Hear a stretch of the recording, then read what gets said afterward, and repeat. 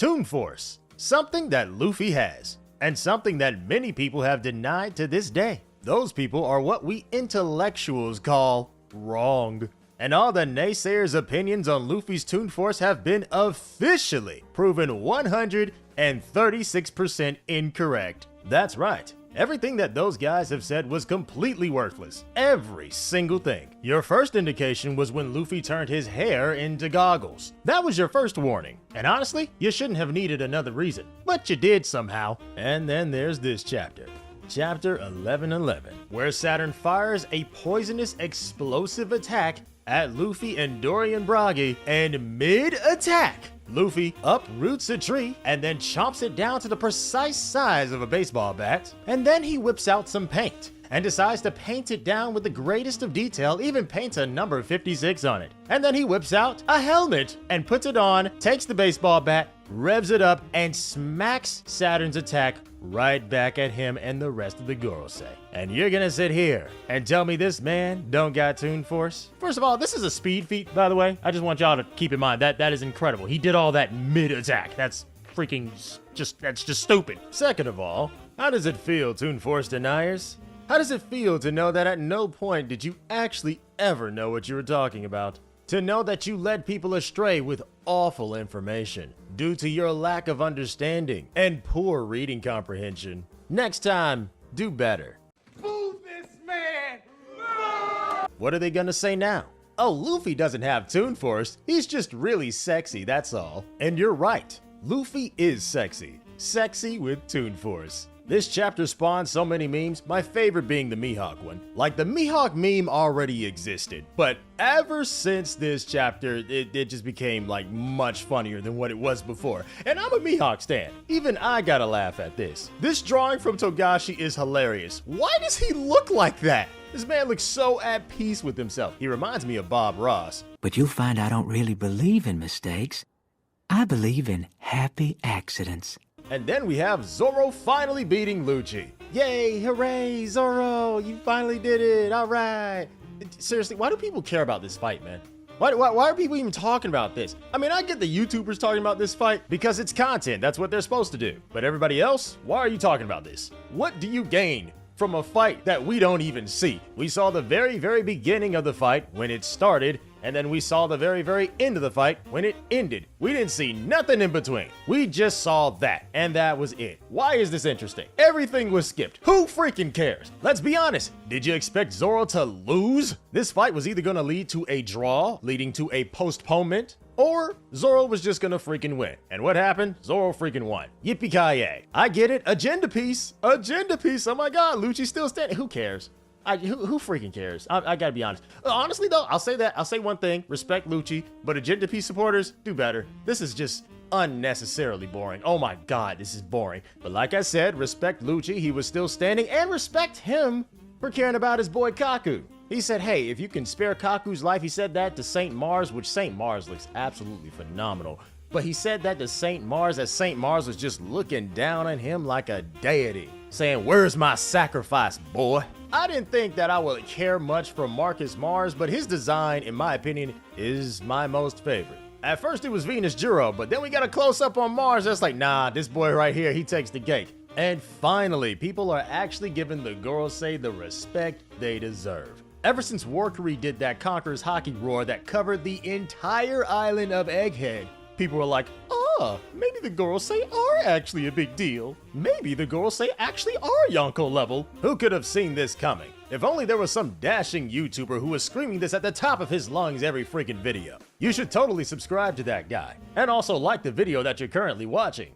It's crazy how many people have just now woken up to the idea that Saturn and all the other Gorosei are actually up there with like the Yonko and them. I've said it plenty of times already. I'ma say it again. The One Piece community cannot power scale for Jack.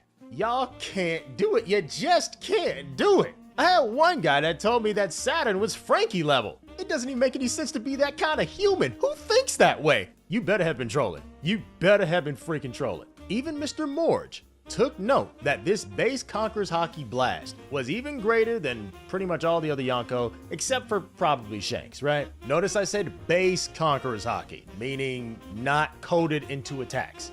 base Conqueror's Haki. There's a lot of guys in the power scaling community that don't even know what that is, which is fine. I get it. You don't really actually read the series. It's fine. But now you get it. There's a difference between base Conquerors where you stand there and just look awesome or maybe even scream and everybody gets knocked out. And then there's advanced Conquerors is what we call it, where you code it into your attacks. You gotta feed babies milk before you feed them solid food, I guess. But now you know. But yes, I do agree with Mr. Morge. This is actually greater Conqueror's Haki, base Conqueror's Haki, being shown than pretty much all the other Yonko so far. I saw one guy reply to him say, "Oh, Big Mom bigger." It's actually very sad to see because he does not realize the difference between an island and a rooftop. Like I said before, the One Piece community is filled with people that cannot power scale. And lastly, we definitely got to get into Kizaru. Now, I like the Admiral fans, right? Their agenda's dead. It's definitely dead. It's never coming back again. Yonko are definitely over Admirals, but that's not the point.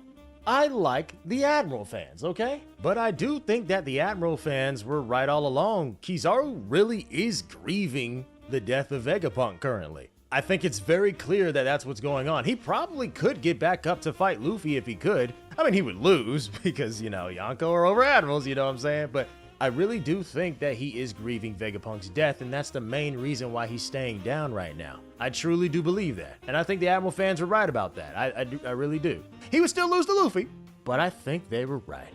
He got clapped, literally, but I really do feel for Kizaru. Got turned to pizza? All right, let me stop. But I'll say this on a very serious note. Out of all the groups of characters in One Piece, I actually think the Admirals are one of the most interesting, if not the most interesting. You have characters like Akainu, Aokiji. I mean, they used to be Admirals. Now Akainu's a fleet admiral and Aokiji's a Blackbeard pirate.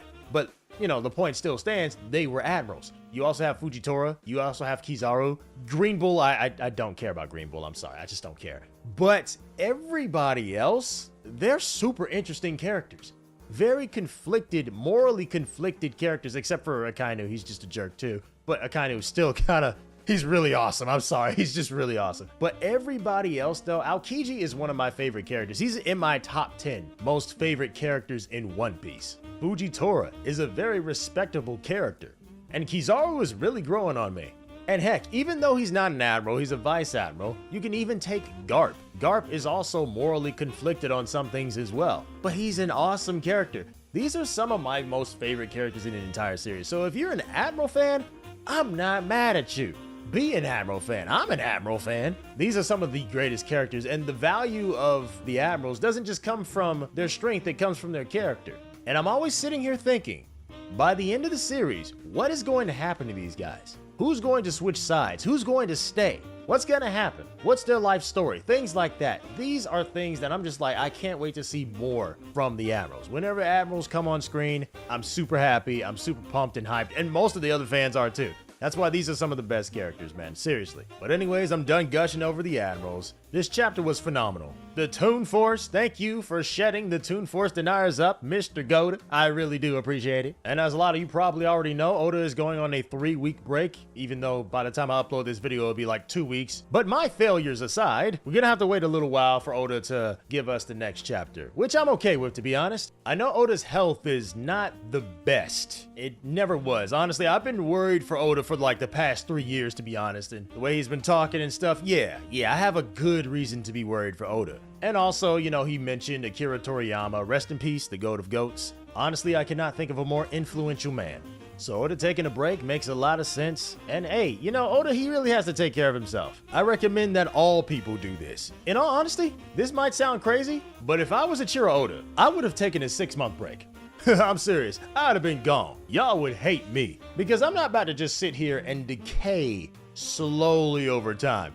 I would like to preserve what life I have left and make sure I live a decent lifestyle, a healthy lifestyle. Not just physically, but mentally. I would change so much because I know I think he's a smoker, at least that's what I've heard. So there's a lot of things and adjustments that Oda could make to make himself a little bit better.